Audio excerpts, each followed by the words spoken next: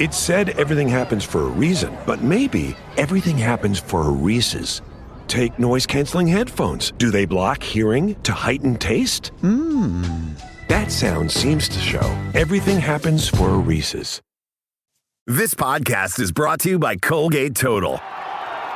We take oral health as seriously as you take sports. That's why Colgate Total Active Prevention uses advanced technology to help prevent oral health problems like cavities and gingivitis before they start. It's clinically proven to provide 24-hour antibacterial protection with twice daily brushing after 4 weeks of use. So get a winning routine and prevent oral health problems before they start. Shop Colgate Total Active Prevention at a retailer near you.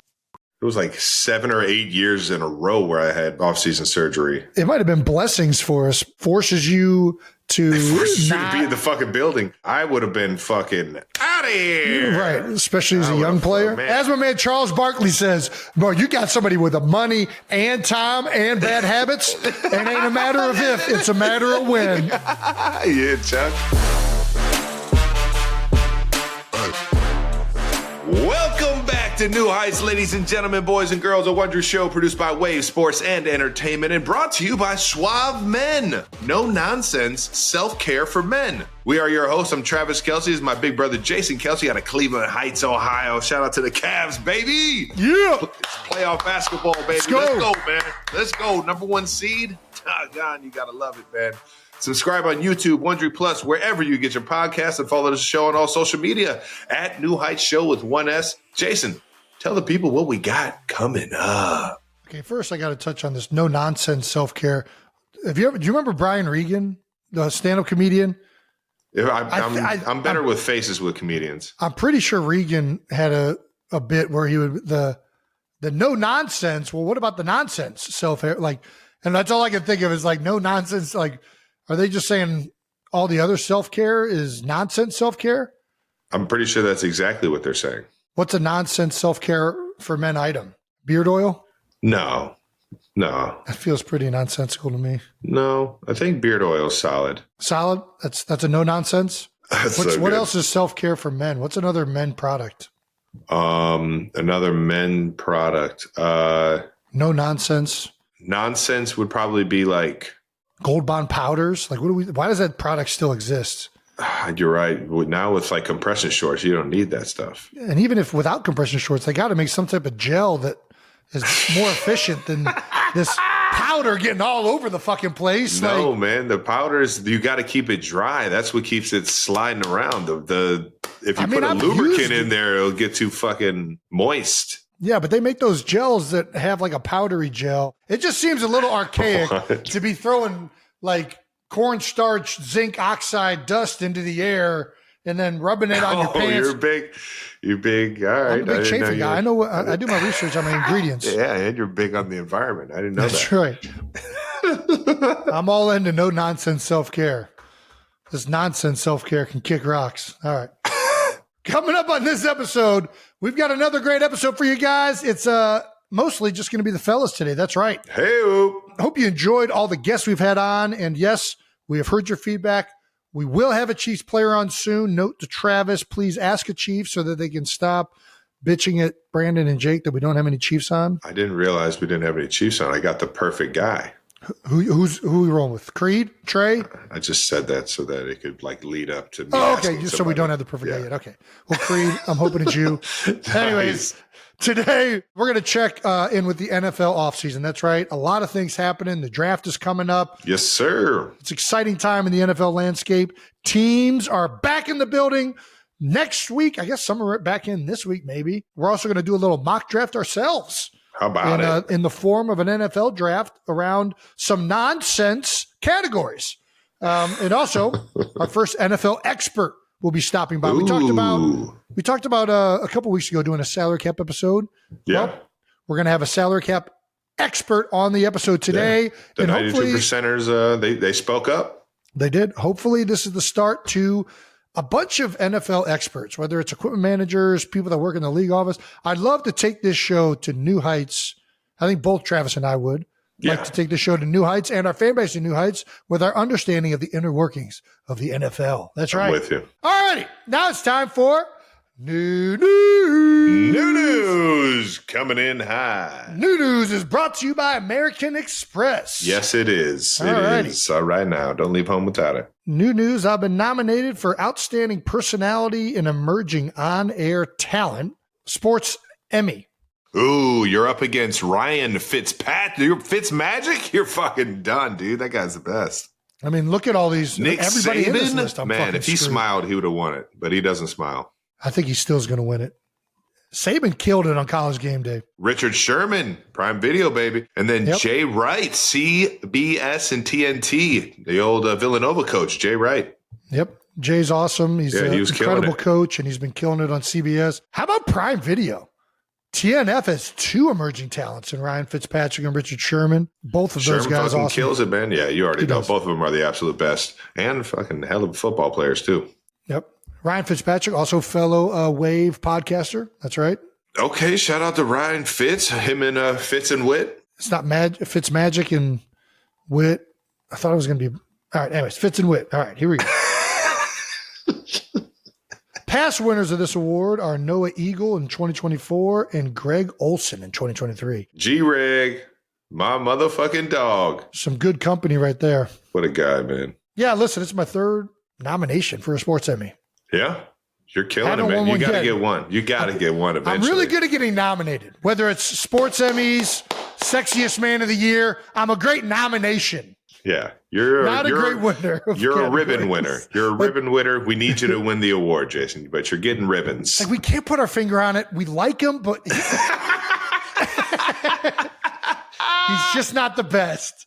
Yeah, Story of my life. There we go. You're my favorite, Jason. I'm the Travis Kelce brother Emmy Award winner.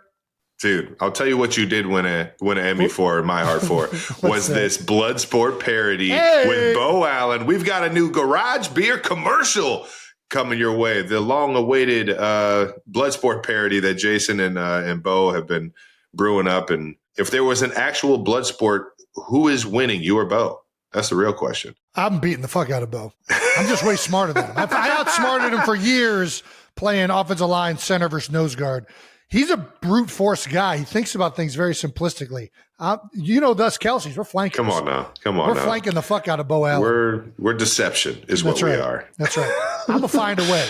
I don't care if it's pocket sand. I don't know what it's going to be. It's going to take me over the top against Bo, but I'd take him down. If you guys haven't seen this commercial, you are going to want to. It's the fight or Jason's training for the Brumate. It's hard to explain because this thing makes no sense whatsoever. No, it makes all the sense. And if it doesn't make sense for somebody just watching the video, I'm sure it will eventually. Yeah, so. Well, and this is just like owning a beer company is weird because you start to understand commercial structure and how they advertise things and how things are pushed. And like a lot of it comes in like 30-second blocks, 60-second blocks, and how they pay to push it out to people to see it. It's almost like a trailer for the actual full video that we made with Bo and I, where I'm doing more training and there's a little bit more dialogue, but it's mostly just a 80s movie, 90s, early 90s action movie montage. Yeah, we were trying to think of different things, and I come up with all sorts of stupid ideas. And I've always loved the movie Bloodsport. In particular, I've loved those old martial arts movies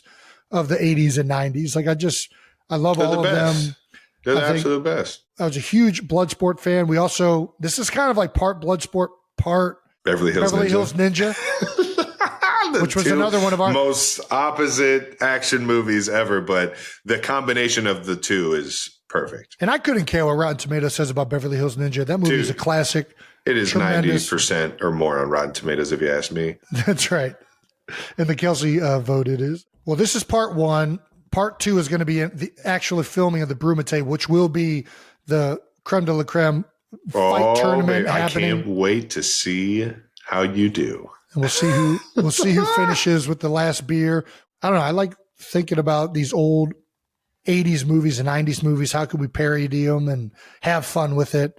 So this was a lot of fun to put together. Yeah, we filmed it at like a legitimate dojo down in Florida. Sebastian was kind enough, Sensei Sebastian, I think, was kind enough to let us use his dojo and everything he had down there. It was teach me actually how to like do some karate moves, which is pretty awesome. Dude, I'm not gonna lie, you look pretty smooth. I look terrible, but no. The video that I saw that I'm not sure everybody has seen yet, you looked like a fucking Well, just like wait. you were in the zone. Next video, I'm going to be at my peak. That's the way it's going to work. Well, I can't wait. Jason, have you shown the girls Bloodsport, your girls? They have not seen Bloodsport. No, They have haven't. not. No, I don't think Bloodsport would be that interesting to them. Are you kidding me? Jean-Claude Van Damme's like the hottest guy on earth. Jean-Claude Van Damme is hot. He does the splits. I mean, he does the splits better than anybody ever seen. Great splits guy. We did recently just watch Miss Congeniality. Oh, nice. Sandra Bullock. Yeah, yep. Shout out to Sandra. Good movie. Classic right there. They Good love movie. it. They were kind of in and out or whatever. I mean, I don't know how you don't like that movie. It's just a good, feel-good movie, you know? Classic tale of a beauty pageant gone awry with, the operator trying to kill everyone because she's being pushed out of it. Nice. And the FBI and police getting involved over. Yeah, no. I think we've all heard this story before. What was the first rated R movie you ever remember watching? First rated R movie. Oh man. I don't know. What about you? Do you know? We definitely watched a bunch with Ed.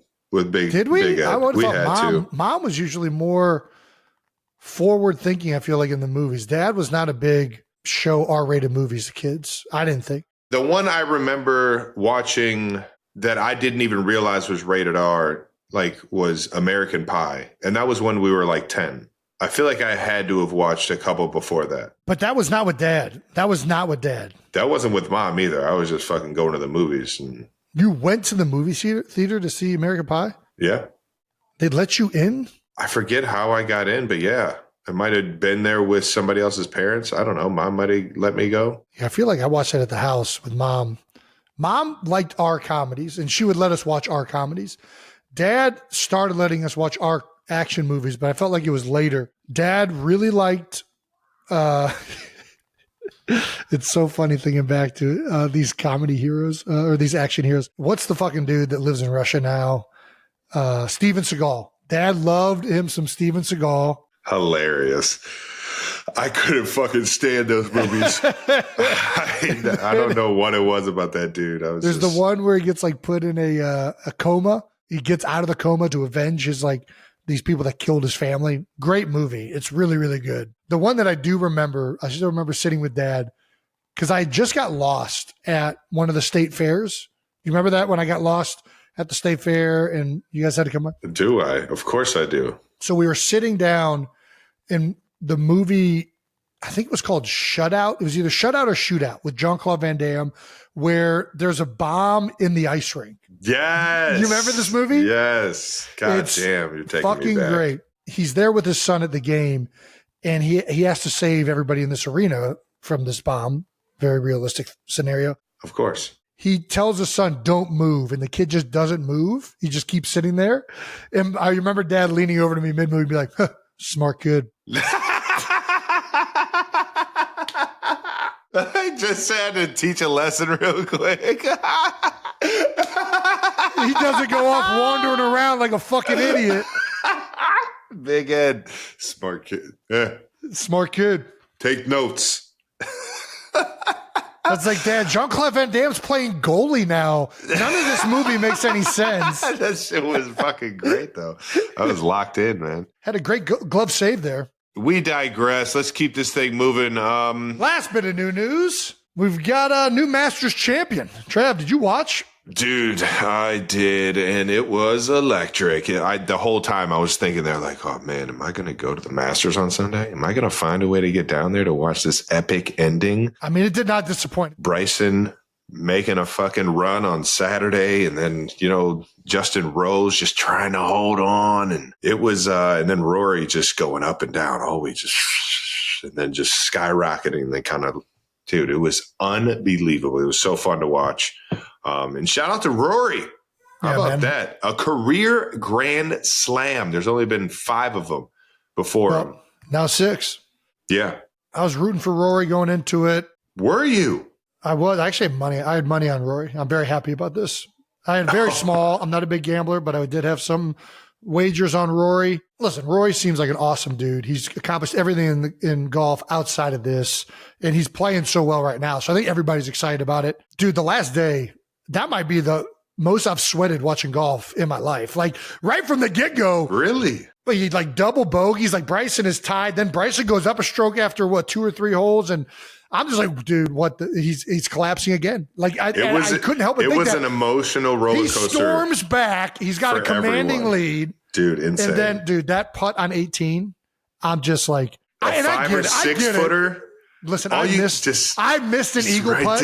I've missed an eagle putt right at that list just because you know how much getting an eagle would mean, right? You're sitting there and you're like, I'm going to make this. This is so good. I can't believe it. And you pull it or you push it. I think everybody can like relate to that moment. But the fact that he lost to Bryson last year on a very similar putt. Dude, it had been over 10 years since my dog has won a fucking major. How crazy is that? And that's the putt that you have it in the bag. All you got to do is just make that putt. And bro, you could see him sweating it. Oh my gosh, bro. And then just fucking said, you know what? Enough is enough. The bounce back was great. And went into that playoff. Dude, it was so fucking satisfying seeing him go up and down and up and down. And Justin Rose, I'm not going to lie, I thought he was going to drain that putt and put the pressure on him. I thought he was going to drain that putt on 18. What was weird was I was rooting for Rory the whole time. And then the whole story of Justin Rose and how many runner-ups he's had, right? And how close he's been a number of times. It was really just like, man, I don't know who's going to win this. I'm kind of rooting for both. But the moment Rory hit that freaking second shot on the overtime. Just stuck it. That was amazing. Beautiful shot, man. It did not disappoint. The Masters is always exciting. Probably the most exciting Sunday of Masters golf I've ever seen in my life. My dog Justin Thomas dropping an ace in there, man. Had a hole in one. There we go. During the Masters. That shit has to feel fucking electric. My guy Max Homa getting it going, man. Hasn't necessarily been his years, but knocking on the door, put up a fucking super respectable score. And I'm happy as hell he got it going. But yeah, man, it was a fun weekend. Is there a football equivalent of the Grand Slam? I don't think there is, but we can sure try to make one. I don't know. I'm biased. I would say something like winning back-to-back Super Bowls. I don't know. That's where I went to. I think there's I forget how many teams. I've already forgot. Small amount of teams. Yeah. Those dynasties, whatever you want to call them. Whatever you want to call them. I don't even, that's up for you guys. You know, I don't put myself on my Mount Rushmore.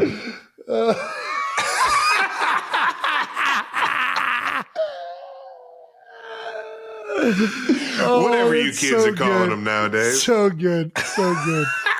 Yeah, 9 teams. I mean, back-to-back definitely was actually where I went first too. Brandon and Jake have a good one in the rundown. I don't know who put it in here, but MVP, Super Bowl, because it does feel like back-to-back is a team thing. And it feels like Grand Slam is like, what has an individual accomplished? Multiple things. Pretty much everything you could accomplish at a certain in the NFL. That's like the highest of the NFL. So where are you going with? Well, they have MVP, Super Bowl MVP. I would also put up Walter Payton. I mean, that's not a career. That's more like off the field stuff. But it's a great one. What about like Rookie of the Year? Like I'm trying to think. What are all the like major milestones of like It's MVP, Offensive or Defensive Player of the Year, Offensive and Defense Rookie of the Year, Super Bowl MVP. Yeah. How many guys have done that? Peyton Manning, Tom Brady. I don't know who's all won everything. So anybody do any research on that? I don't fucking do any research. I let you guys research it up. What's the question? What are you asking? Have you been listening to anything, Brandon? It was fucking super clear. What do you do? Okay, we've done some research. We've come back. We're probably going to cut up really weird to you guys, but the NFL MVP, there's been 7 players who have won the NFL MVP, Super Bowl MVP, and led their team to a Super Bowl victory all in one season. Yes. 7 players have done that in one season. So if we made it an entire career, there'd probably be too many players to compare this to a Grand Slam of golf. So I think that's it. I think it's that. So that's the trifecta. League MVP, football. Super Bowl MVP, and Super Bowl victory. So these are the 7 players who have done it. Somebody can add these pictures of Pat Mahomes and Patty Mahomes. Williams. Terry Bradshaw. He's won the Grand Slam at such a young age. He has. Yeah, it's probably the youngest to ever do it. He's like Tiger when he won the Grand Slam, right? We could be like Tiger and his daddy. Was Tiger the youngest to win a Grand Slam? Brandon? It is Tiger Woods. Yeah. Oh! Yeah, baby. At 24 years old. Oh, my God. He did it before Pat did the trifecta in football. My God. What the fuck have I done with my life? It's whatever. Last Masters things. Lots of fans have been pointing out online how much they enjoyed the Masters banning cell phones. Travis and I have experienced that both ourselves. It's fantastic. It's awesome, except for they still have like photographers that could take pictures of you and sell it to media outlets. Oh, I don't care about that portion. I'm just talking about people being present and like actually enjoying the event rather than just like being on their phones. I thought you were talking about, I have no problem with people taking my picture. I gave way to that a long time ago. Nice. Yeah, I think I'm all in on cell phones. I wanted to I thought it'd be cool to buy a bar and say no cell phones. Get back to just talking to people. Yeah. I'm in on the no cell phones. And I'm too addicted to my cell phone to where if there's not a rule, I'm going to be on my cell phone. So I need a rule to tell me to get up off my cell phone. This is an awesome tweet from Charles Robinson. One of the coolest parts of this moment when Rory won it is seeing the crowd. Everybody is actually watching it through their eyeballs and not just a bunch of phones and cameras pointed at them. I agree, man. And maybe it's just because I'm old. Except for the guys with the cameras right there. Yeah, but those are press people. Or you bring in a camera. You can bring a camera in. That's completely different. Is that right? You can bring a camera in? I don't think it's about the cameras. It's a little bit about the cameras, but like I think it's definitely about the cameras. Well, it's the cameras. It's about being present. It's about being on the phone and yeah. All right. It's also like anytime like anything big is happening, everybody's just holding their phones up rather than just being in the moment. I think it's different to me, but I'm also probably just an old curmudgeon. I think it's one thing that the Masters for sure, among the thousands of things the Masters gets right, this is one of them. And I wish more events would do it like this. Yeah. All right. That does it for new news, brought to you by American Express. Yes, sir. NFL offseason. We are officially in offseason training mode. It's a little bit weird at this time of the year because OTAs are about to start up. I think they might have started up for some teams. Other teams are getting gear in, but it's officially in the Instagram workout season where people are posting. Well, that's the entire offseason. It's true. Yeah. It's true. My man Cooper DeJean and Ryan Clark had this back and forth on social media. Coop gave Ryan the shush at the top of the break. He loved the shush. Ryan couldn't keep up with it. My guy RC. You absolutely loved the shush. Look at that back pedal. I mean, in fairness to Ryan, he's not in cleats, which he's trying to keep up with somebody in cleats. That's going to be a tough task. Well, no, Ryan, do you understand how DB drills work? Ryan is working the drill as a coach, and right. he's making sure that Cooper stays with him and stuff like that. He was trying to make a break. He wasn't necessarily trying to keep up with Cooper. Well, I know, but he's trying to give him a cut. DeJean was trying to keep up. Yeah, exactly. I think either way, Ryan's in tennis shoes. It's hard to cut for those of you that try and do this without cleats on. It's a difficult task. Coop looks pretty good, though.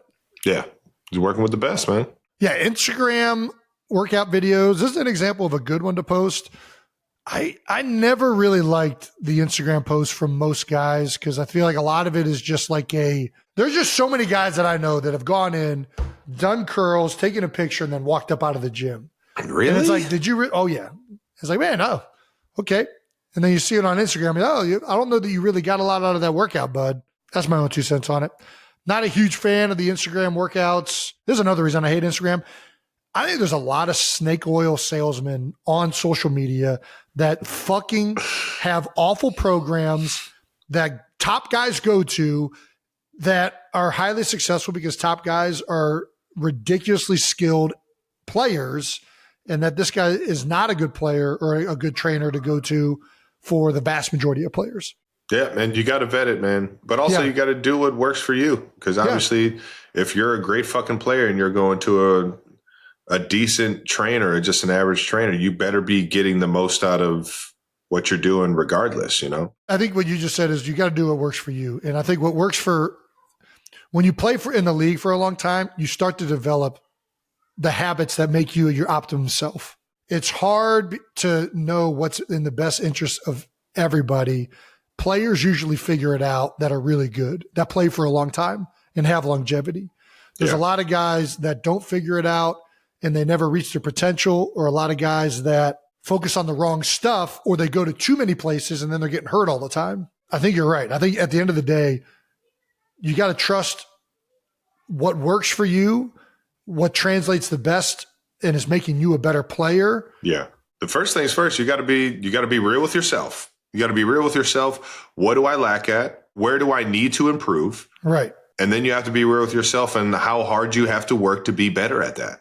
Yeah. And I think, once you find those two questions, you start finding an answer for it. And you start to look for and seek for the best ways to get that done. And, that's the professionalism. Those are the routines and the off-season routines that you have to set for yourself to be able to be, the best you can be. Right. Other NFL offseason news. Max Crosby is officially the first active NFL player to be named assistant GM of a college football team. How about that? Assistant GM. That's right. Oh, shit. Max out here doing some big shit. Eastern Michigan, alma mater. Yeah. There's something about like being the GM where it feels like it's too much of a, like, listen, I'll be like the help recruiter guy, but calling me GM is like, dude, I'm not like making it that official title, or like I'm committed to this like that. You know what I mean? It sounds like Max is, man. I mean, no, I hear you. I mean, he definitely is. I think that's the case. That's why this is so cool. Yeah. That's awesome, man. Going back to the MAC, baby. This is what college sports has turned into. Like, the reality is, like, all of these schools now are going to these big name players to help with recruiting, NIL deals, garner attention around it, and to have really high caliber players tied into the organization. It uplifts them, right? We saw Andrew Luck do something similar out in Stanford. Max taking it to the next level by being an active player and doing this. Yeah. It'll be interesting to see how this affects Eastern Michigan's ability to recruit and sign players and all that other stuff. I am doing something with Cincinnati. We're still figuring out what that role is. I kind of wanted to be in charge of like team spirit. I'm a team spirit kind of guy.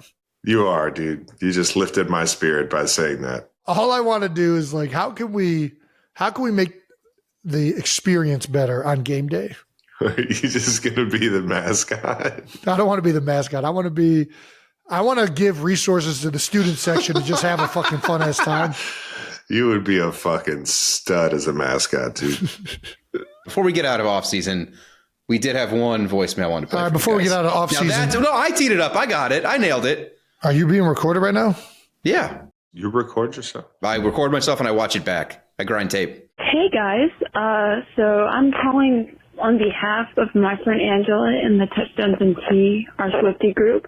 Okay. And she wanted to ask about how rookies and veterans handle the offseason differently, and how they like just give. And if you had any advice to give to like the rookies as they came into don't do anything dumb. So so basically what would you do differently from when you're a rookie to like now, obviously having the experience, for both of you, I guess. All right. Thank you. Big fan. Go Chiefs. Not so much nice. Eagles, and go Colts. Thank you. All right. Well, fuck off. Jesus. Not so much Eagles. It's a great question. I think that it definitely changes as you get older. One of the things that changes is that you just have to do more stuff the older you get to like get ready to go. We're just trying to maintain the peak athleticism that you got, and you got to find that routine. You can't do as much workload because your body can't handle as much. And then you can't just get into it. You got to warm up more. So it just becomes harder to finish. I mean, it just becomes harder and it becomes more of a grind, to be honest with you. Like getting old and trying to play in the NFL becomes really, really hard to navigate from like a body and like a physicality standpoint. The warm up counts as the workout now. I never, dude, when I was young, I didn't warm up much at all. Just fucking put the shoes on. Let's go put the weight on the bar and let's go, baby. I got to do fucking floor exercise. I got to do calisthenics. I got to put this lacrosse ball into my tailbone. Otherwise, I can't fucking squat. Dude, it's the reality of it. So I think you got to do more soft tissue stuff, which I always hated soft tissue. I never understood why people did it. And then you get older and you're like, oh, this is why people do soft tissue stuff. I'm still not a big stretcher, and I think that's hurting me a lot. But it's so hard to get on the page with that. Why is it so hard, Jason? Because I don't believe in stretching, and I think I need to start. I need to start. What are you, a flat earther? You just, I don't believe in it. I think it's bad for muscle elasticity to do like static stretching. I'm a functional movement stretcher by nature. Yeah, but stretching, whether you're static or functional. I hear you. No, but I need to do the stuff that's like, I need my ass and back to relax. And I need to do like just this over and over again and sit in stretch poses. And I just can't get to it. Nah, I'm out. I think the biggest thing is as you get older, you just realize kind of what works and you get into a routine and you become much more efficient at working out. When you're younger, you're a kid in a candy shop. You're trying everything. You're hearing stuff from people that are doing stuff over here, different veterans that you're leaning on, trainers and coaches, and you're more kind of all over the place with your training. And once you've done that enough as a player, I think you fall in line to like, this is what works for me. This is what I respond really well with and what gets me to play the best. And then you hit another phase of your career where like, oh, what I've been doing for the last like 10 seasons, now I need to do all this other stuff. And that's when it becomes really hard because you have to like do all these other things so that your body still can do the things that it once did. And that's where the kind of progression for me, at least it was in my career. I think, yeah, you hit it on the head. When you're a rookie, you could just get up and go. Yeah. And on top of that, I don't know. My first couple of years, I was dealing with injuries. So I was in Kansas City and I was working on rehab and I was working on strengthening a lot of things more than I was working on my overall game. Everybody's different, but at the same time, we kind of mentioned it before this. You have to be real with yourself. You have to be, hard on yourself, your own worst critic on what you got to get better at. And the entire off season, you need that yin and yang of like professional life and non-professional life and being able to have that happy medium because the grind of the season is 6 months. If you're lucky, it's 6 months, but it is a 6-month grind of you're going into the facility, having the same exact day, every single Monday, every single Tuesday, you know what I mean? So you want to be able to get away from the game so that it's fresh when you come back in and you feel that excitement and motivation. Like it's the first day of school or something. So I always tell people, be real with yourself, figure out exactly what you need to do, find what that means in terms of how you're going to get better at that and achieve that. And then on top of that, get away from the game a little bit. Yeah. Don't be afraid to go out there and see something you haven't seen before, or, go to a new place, or take that vacation with your family. Go step away, recharge, get that going, because it's only going to make you work harder and feel more refreshed and ready to go when you come back. Yeah, dude, I agree with all that 100%. It was like 7 or 8 years in a row where I had off-season surgery. It might have been blessings for us because it I don't know, man. It kind of forces you to be in the fucking building. I know that. I would have been fucking out of here. Right. Especially as a young player. Man, what? I'm finally, got money and $1 in my pocket. As my man, money, time. Dude, as I was about to say, as my man Charles Barkley says, bro, you got somebody with the money and time and bad habits. It ain't a matter of if, it's a matter of when. Yeah, Chuck. No, I love that line. All righty, since we are coming up on the NFL draft, we wanted to do some drafting of our own. That's right. We're back with the New Heights mock draft. The last one I think we did was on Easter candy, it looks like. Damn, that was last year. I know it's been a while, but happy to be back at it. I always love doing these. These are fun. Just a reminder, it is snake draft format, which means that one of us will go first, then the other person will go, then that person will go first, then the other person will go, then that person will go first. So it kind of works its way down like a snake. We're going to do 5 rounds. Topic, bucket list events. These are events that neither of us have been to. So we can't say something like the Masters, which is a lot of people's bucket list event because we've already been there. Got it. All right. I think that makes sense. Do you want to do the honors or shall I? So the first round obviously has to be like our number one, like the one we desire the most. You want to take something that I can't. Should be your goal here. Gosh. Well, now it's just a game of what does Jason want? I'm going to be playing the same game on your end. You don't fucking know what I want. I want everything. You're right. You're so much more inside of my head than I'm inside of yours. It's ridiculous. What does Jason want to do? No, bucket list item. Bucket list event. I would say with the first pick of my bucket list event draft, I want to go. Yeah, it's a lot harder. I should have been writing shit down.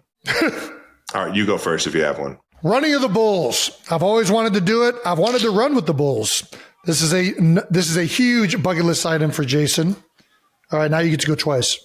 I don't want to fucking do that. I'm so glad you took that. All right, if you're going to go a random one you want to do, I'll do I've always wanted to go to the F1 race in Monaco. Nice. Always wanted to do that ever since we were playing those racing games at the arcade when we were kids. Man, those are fun. Gosh, yeah. What else are you going with? One you've already done. So I could just wait till the fifth round for that. It's a good strategy. I'm going with, for my second pick, the Champions League final. I've always wanted to go to a huge soccer game and the best soccer in the world and see the best teams in the world go at it. And put it on my bucket list. All right. I'm going to ask your help on this next one because I don't know what its name is, but I know you know what the name is because you just watched it on Netflix. What's the horse race that happens in Italy? I don't know. In the it's streets. The Paialo or something like that, or it might be in something like that. I don't know. I think that's wrong. I don't think you need to say yes. That when you said running the Bulls, my mind immediately went there. All right, I'm going to put that as my second round pick. It is that, yeah. Nice. You got to say it, Jason. Palio di Siena. That doesn't sound right. Is that it? It's 100% it. I mean, everything looks. It looked awesome. Electric as fuck. Yeah. It looked like a great time. Yeah. They're just in the middle of like some Italian village. I'm fucking so down for that. Second, I get the next pick. I'm going to steal this one from you because I know you want to do it. I'm going to go to, I don't even know if this is what it's called, whatever the darts international championship is with the British guy saying 180. I want to go there. Yeah. I want to go there. That one. That should have been our first. I'm an idiot. All right. Where are you going? PDC World Championships. I'm going with motherfucker. What is that shit called? You probably don't even want to do this, but I want to do this. The Ascot races in London. What are those? It's like equivalent to what the Derby would be in. Oh, dude, America, I'm so down for that. What are you talking about? Yeah, that's what I'm saying. You didn't know about it though. Oh, I definitely don't know what it is, but I'm in. All right, what's your next pick? What's my next pick? Is it for fourth round? Fourth round. Oh, I've always wanted to go to like the fucking, what are they called? The Red Bull like derby racing, the derby carts, where they go off of the edge. I forget what it's called. Yeah, they got to fly as long as possible. Yes, I think Bo Allen did it last year. I think they have something like the X Games, but for like random events like that. I could be wrong about this, but Flutog is what that one is called. I think Bo Allen did it last year. All right, I get two more picks. My last two picks. I'm going to go and get into the winter. I'm going Winter Olympics. I've been to the Summer Olympics. Winter Olympics is high up there. We went to the Winter X Games a few years back, and I'm like, man, this was awesome. There's something about being in cold that I just love being a part of. So the next one, I'm going and I'm staying cold, and I'm doing the Iditarod. Oh, you have to explain it. Which is, I think it's the longest like dog racing event in the world. And they do like these sled dogs, and they got to go all up and down Alaska. Yeah. Okay. Remember the movie Balto? No. I think he has something to do with it. Anyways, I'm in on the Iditarod. Nice. I was just going to say the Olympics in general because I haven't been to the Olympics, but I guess I got to say the Summer Olympics. It was awesome. You're going to love it when you get to go. Nice. Well, everybody tell us who won that one or who got the better draft. I was also thinking about Ryder Cup and the Open. Ryder Cup would be electric. I've heard from so many people. And then the Open, I've been to the Masters. I've done the U.S. Open. The Open would be pretty awesome to go over there. Nice. Especially if it's just like St. Andrews or something like that. Damn. Yeah. Another one for me would be the World Cup. I haven't been to the World Cup yet. I've done that down in Brazil. That was awesome. Big time, recommend it. I'll be doing it next year, 2026, Kansas City, Missouri, baby. Let's fucking go. Is Kansas City a host city? Yeah, it is. So is Philly. How about that? For Kansas City to be, Midwest town, we had enough stadiums. Shout out to Hunts, whoever is the being Hunts. Brittany Mahomes has a stadium here as well. Are they playing the game? What stadium are they playing the games at? Arrowhead, for sure. Not going to lie, I think I won this pretty hands down. Running of the Bulls. Is somebody really going to say they'd rather go watch fucking F1 Monaco than a bunch of bulls run over people? Like, what person in their right mind doesn't want to see people get decapitated by bulls? I don't understand. I don't think, Jason, there's like one clip of like the bulls hitting somebody that you've you're seen. Out of your mind. I don't think it happens all the time. It happens every year, Travis. No, I know it happens every year, but I don't think like bulls are just like mowing down thousands of people like you make it seem like. You see one video of it every year and it's like one person gets smoked. I think the fact that you get to participate. Here's the difference. F1 Monaco, they put me in an F1 car and I'm not going around that track. Running of the Bulls, because I'm not an F1 driver. I don't drive for Team Ferrari. That doesn't mean you can't get in the car and drive Alpine. I don't drive, so I can't run in the race. Running of the Bulls, I can just go there. Anybody can go participate in the race. Yeah, you're right. If you're willing to. You're not about to act like I'm a coward because I don't want to do that. I just think it sounds more fun. It sounds way more exciting. You got me on the Palio. That shit seems exciting, doesn't it? That looks exciting and it looks fun. And there's a winner. Yeah. All right. What about Darts League versus Ascot? I'll give you Ascot race. I do want to see the Darts League, but Ascot races are probably a bigger event. The fluke tag Winter Olympics. I might have lost the draft on that one, but I do want to do that. It does sound fun. I mean, I want to go. If there's more events around the entire Red Bull stuff that weekend, I fuck that. Whoever said fluke tag, because I said the Red Bull like event. More. I just don't know how's Accelerator going to feel about you freaking. Well, we need to get a fucking event like that. Damn it. And Accelerator uses healthy, not necessarily organic, but natural, plant-based. Accelerator uses sustained energy with plant-based thermogenics. Red Bull doesn't fucking do that. They just got a really fucking fun event called the Fluke Tag. Good timing. Really just perfect product placement. Oh, cotton candy, baby. We got to do some events with Garage Beer. Garage Beer is like, we got to latch on, like, I don't know if it's, hobby horsing or whatever it is, but let's celebrate people's fandoms, right? Mm-mm. All right, cool. Well, those are our lists. 92%ers. Let us know your lists and who you think wins. Before we get to our convo with the cap expert, time for a couple no dumb questions, because there's no such thing as dumb questions, just dumb people. All right, here we go. Our no dumb question is from Christy, Tay's servant. Okay. If you had to swap lives with one of your podcast guests for 48 hours, who would you pick and what would you do? I got my answer. Who you got? Well, if you have your answer, why don't you go? Because I don't know what my answer is yet. My answer is LeBron James, because I want to play in the NBA. I've always wanted to play in the NBA. A dream that I've always had as a kid. And I would love to know what that dream actually feels like. And to be able to jump as high as he can and slam the ball in the basketball hoop as hard as he can. I would also love to know what that feels like as well. Man, are we swapping with them right now or swapping with them in their prime? I think it's right now, bud. Well, if it's right now, I guess probably go Adam Sandler.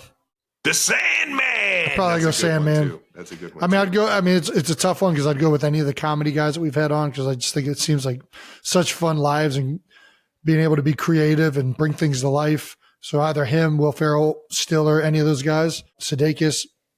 I think, and I also like think like that. To have that kind of mind would be fun to think about for 48 hours.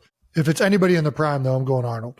Damn, we've had some guests, man. Arnold in his prime, dude. I mean, it's hard to go anything better than that. Just be useful. Be useful, Arnold. All righty. That's it for No Dumb Questions. You can submit No Dumb Questions in the comments on social or give us a call at 929-399-7260. That's 929-399-7260. It's now time for Dumb Questions with Cap expert Jake Rosenberg. Because there's no such thing as dumb questions unless you're dumb people. Yeah, unless you're us and you're talking to somebody who's an expert. We've always wanted to get to talking to some people with actual knowledge in the NFL level to, one, expand our knowledge, but also for you 92%ers out there that want to learn more about the NFL and everything that happens within it. So we put a question out to you. How many of you would be interested in a salary cap episode?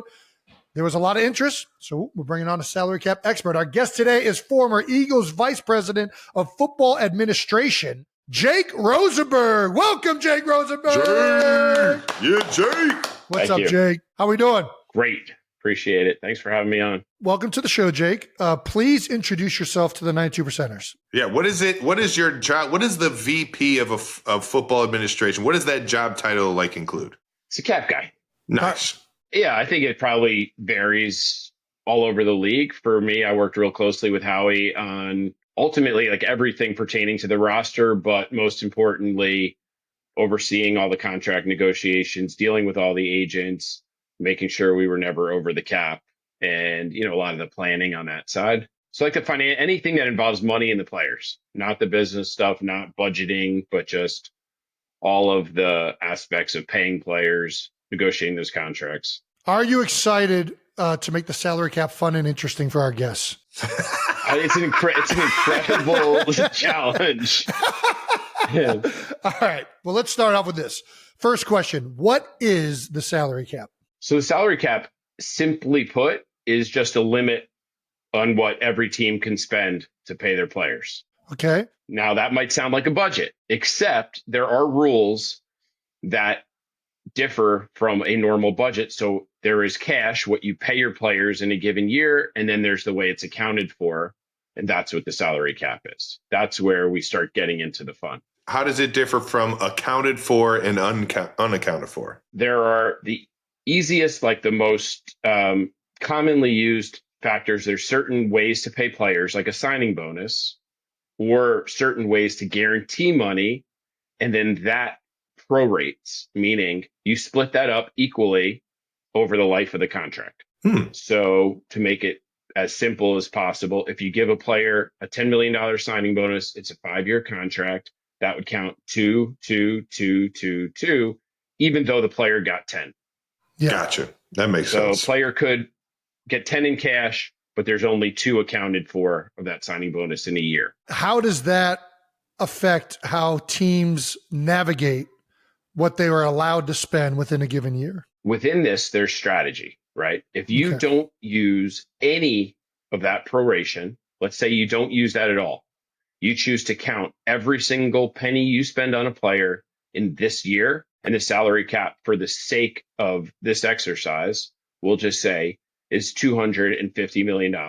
You would be limited to spending $250 million paid out to players in a year.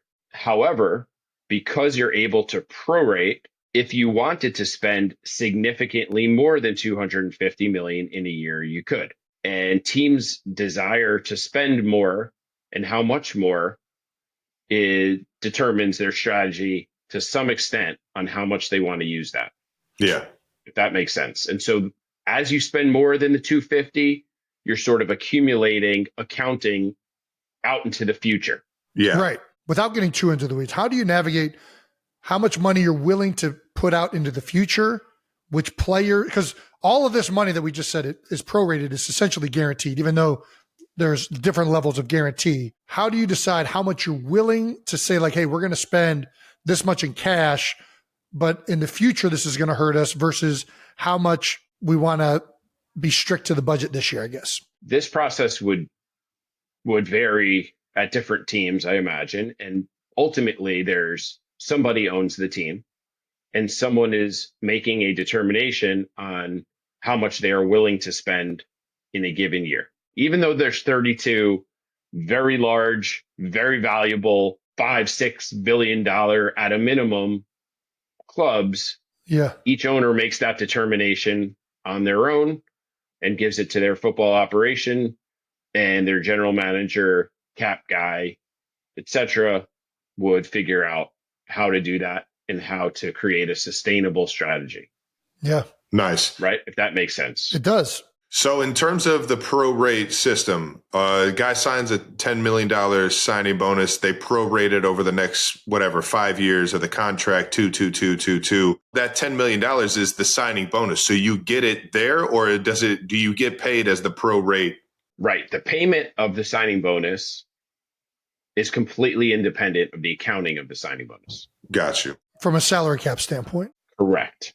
Mm-hmm. There are teams who defer signing bonuses even in cash out past a year or more. Out past a year? I've never heard of that. That exists. Oh, yeah. Wow. Okay. I guess one of them would be that happened in baseball with Ohtani's, right? That's like a whole nother level of deferred payment. Ohtani's, that whole deferral thing. Yeah, that's a whole nother thing. Yeah, we all know what that really is. There's no salary cap in baseball. For sure. Why there's a salary cap is precisely to avoid baseball to a large extent. So who does the cap benefit more? The cap benefit, you're saying more for players versus team? Yeah, players versus team. Is it clearly team? Yeah, I don't think there's a question about that. But I would also say that it also benefits the fans to a large extent, because it makes it more fair. If not for a salary cap, not to say this is 100%. It's not the wealthiest owners necessarily are going to spend the most cash. That actually is not really the case, Dallas. Wow. Okay.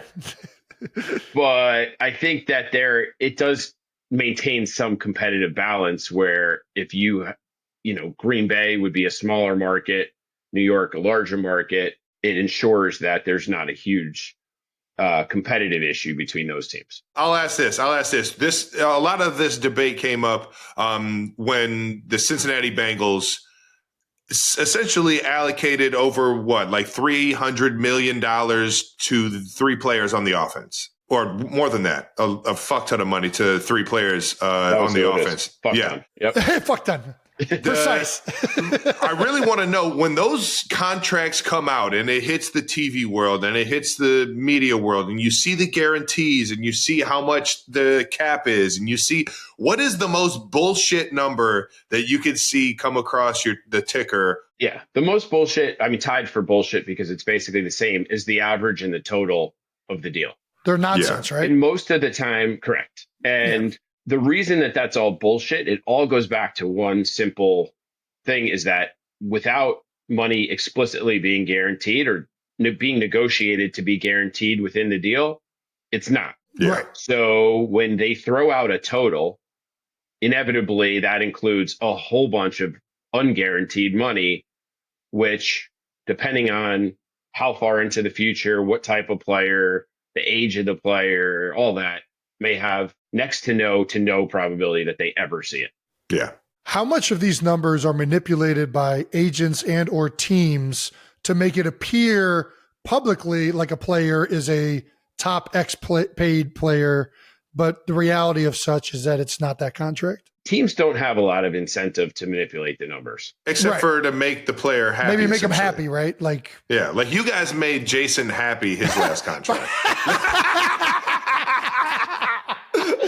Jason, are you saying that your last contract was bullshit? Is that what I'm very happy with the contracts I've signed, actually. I went back and looked. Yeah. We signed, you and I, 8 contracts. My name and your name were on together. 2014 forward. Yeah, baby. Now you're a rookie deal. That was a year before I got there. That's good shit right there. Shout out to Jay Bernstein, man. One of those deals, I don't know if you remember this, we signed on the hood of my car in the parking That's lot of one right. of my son's baseball practices. Outside of the baseball That's practice. the way Jason does for Mason. things. All right, that doesn't. He wears flip flops in the winter. You know what I mean? He's that kind of guy. He's like, oh yeah, wherever. I think you're on your way to the airport, and it was like an indoor place. Yeah. And all of a sudden, I hear a few kids and murmurs. They're like, "Is that Jason Kelce in the window?" And I was like, "Oh God!" And I like ran outside and we signed it on the hood of my car. I remember that. That was Yeah. awesome. Everyone thinks there's this luxury. Jay flew Jason in on a plane, and he got, walked into the office of the owner. No, just meet me at the ballpark over here while my kid's playing.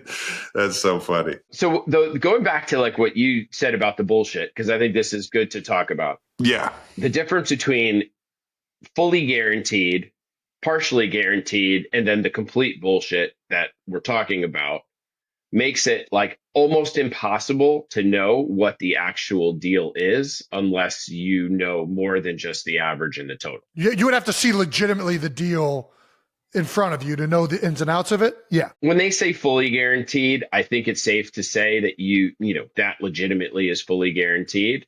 But once you get past that, anything goes. And a lot of times they'll also not even is it just not guaranteed, but they will include money that is based on incentives.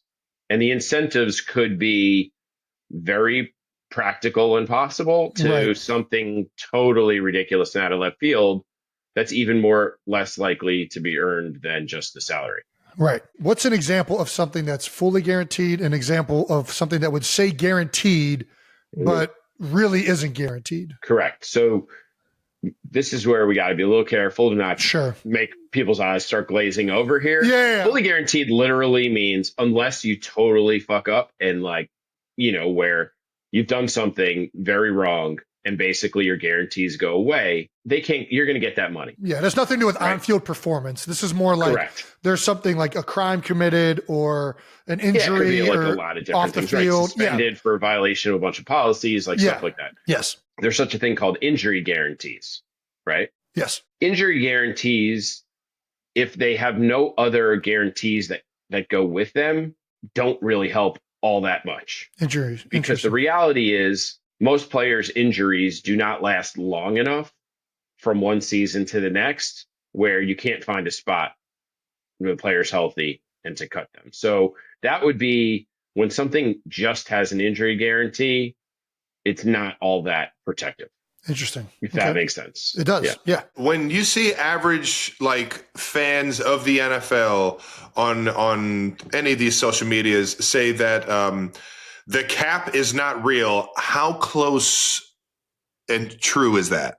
I think that's more true for some teams than others, if that makes sense. Interesting. I think the truth is if all you cared about was winning every game, was really winning was singularly the most important thing. Your owner was committed to spending balls to the wall, crazy cash all the time, and you were just going to be super aggressive. I think that's largely the case. Yeah. You may eventually get yourself into some real trouble. Right. But I think for other teams, they don't want to be in that situation. They're a lot more, I don't know if responsible or cheap. Both of those are words you could use. In the eye of the beholder. If the average fan wants to sound smarter on social media or in conversation, what are the terms that they should be focusing on and learning? There we go. Well, I think anytime they talk about a contract, they should look to see how much is guaranteed, because that gives an element of how authentic those numbers are. Nice. I think they should be careful when you see, just to go back, these big numbers are put out by agents largely. And then the agents are in a super competitive recruiting environment to try to get more players. Yeah, they think it helps them to say, hey, look what I got so-and-so, look what I got so-and-so. Yep. Even if it never is intended to work that way. And teams will help them in ways where it helps get a deal done. Yep. This is as an example, if an agent feels like he needs to get a player to a certain number so it looks better, and realistically this player is only going to play 2 years, you may do a 3 or 4 year deal and those year 3 and year 4 may be significantly higher. Right. The The old average pro is way rate. higher. Call those So backloaded no, contracts. but like this is where you're basically playing off the fact that this isn't guaranteed money. Right. So if it goes 5-5 2020, now it's a 4-year $50 million deal, where realistically it's only a 2-year $10 million deal. Exactly. That's a great example. That's well put, that people can hold on to. Don't believe everything you read, kids. So right, free agency, when you see 4-year $50 million deal with $10 million guaranteed, you should say bullshit. Like, yeah, right. On it. Good deal. I want to be very clear, though. I have done a lot of deals with Jake. As you said, I'm very happy with all those deals. Jason Bernstein, if you're paying attention, you did a great job. Jay Byrne. Yeah, we got one more here. Yeah, one more. Does college football need a salary cap? oh man. I mean, there is effectively a salary cap coming in terms of rev share, depending on this settlement being approved or whatever.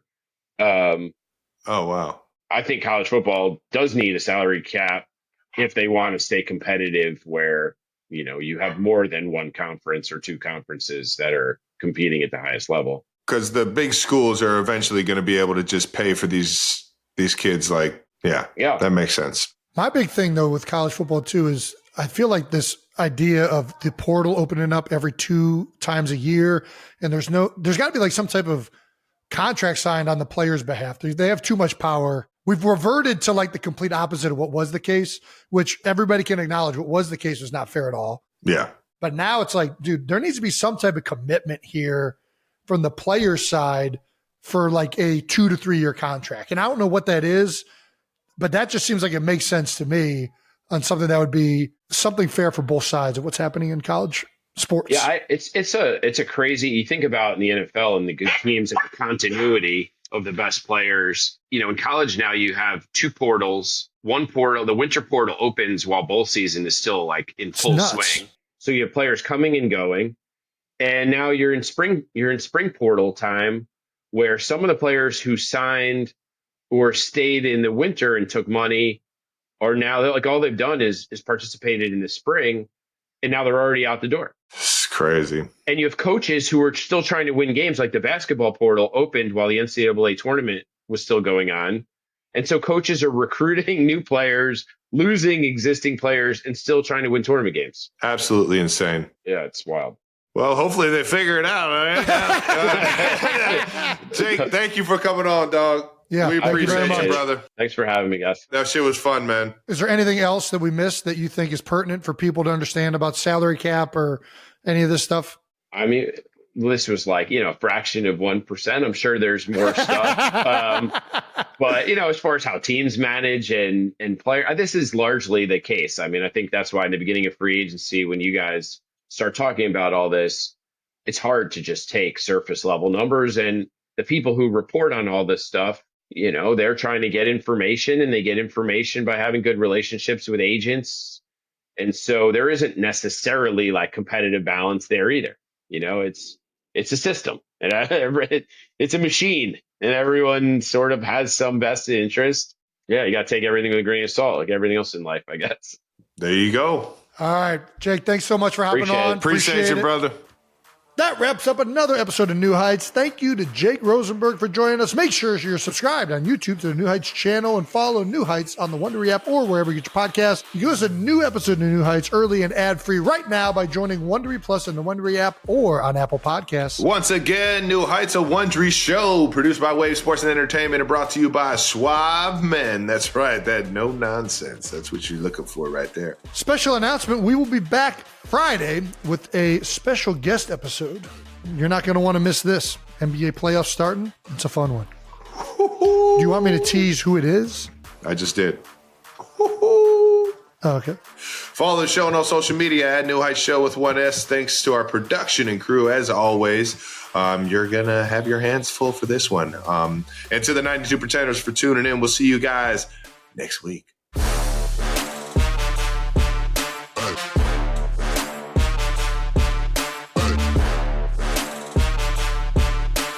See my Lumen computer? That's fucking sick. Oh, I'm jealous. They sent me a senior refiner Audi gifting memo. Nice. Yeah, so I got some gifts in there. It's pretty sweet. For my inner. My inner is he seems to be very active. Do you have an innie? Yeah, Jason. You have an innie? Is this my innie or is this my outie? Are we just living in a simulation? Where would your innie be on the field? You turn into the innie, Travis Kelce? Ooh, that would be my innie, even though I remember my last game. So no, it can't be my innie. Unfortunately, the pain has not been erased. Yeah, exactly.